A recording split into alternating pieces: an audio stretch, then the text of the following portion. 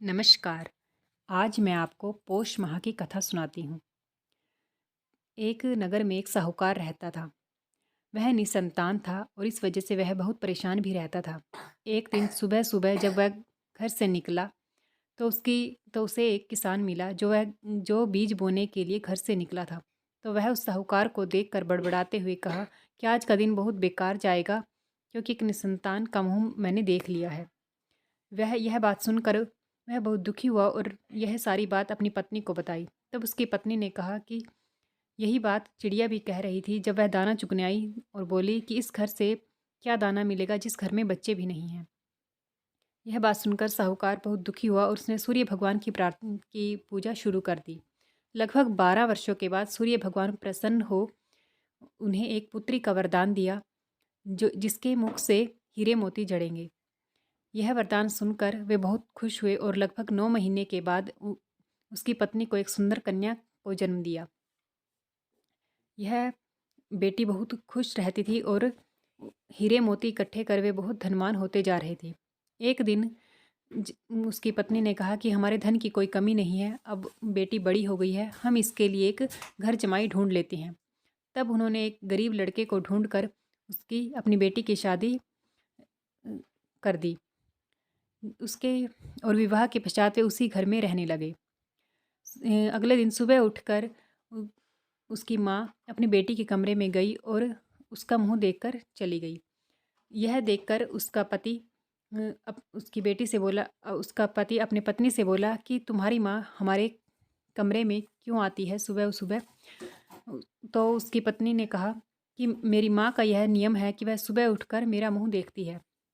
यह सुनकर उसके पति ने अगले दिन अपनी पत्नी का मुंह देखना सुबह उठकर अपनी पत्नी का मुंह देखना शुरू किया, तो पाया कि वहाँ हीरे मोती पड़े हुए थे। तो उसने उन हीरे मोती को इकट्ठा कर लिया और यह समझ गया कि उसकी सास इन हीरे मोती को ही इकट्ठा करती है। जब उसकी सास आई तो उसने हीरे मोती को न पाकर समझ गई कि यह उसके दामाद का कार्य है। तब वह लालचवश आकर उस अपने दामाद को मारने की योजना बनाती है और एक व्यक्ति को उसे मारने का जिम्मा सौंपती है। उस व्यक्ति ने उसके दामाद को मारकर सिर धड़ से अलग कर सिर उसकी सास को सौंप दिया। तब यह देखकर सूर्य भगवान बहुत क्रोधित एवं दुखी हुए और उन्होंने एक भिक्षु का रूप धारण कर उसकी सास के घर पर पहुंचकर भिक्षा में उसके दामाद का सिर मांगा और सिर लेकर वे धड़ के पास गए और चरणामृत छिड़क उसको जिंदा कर दिया। सूर्य भगवान के इस से वह बहुत जीवित हो उठा और उसके बाद वह अपनी पत्नी के पास गया। जब उसकी पत्नी ने उसे देखा तो उस दिन पौष माह का रविवार था, तो उसने कहा कि मैं इस दिन सूर्यास्त के बाद भोजन ग्रहण नहीं करती हूँ, तुम इतने देर से क्यों आए हो।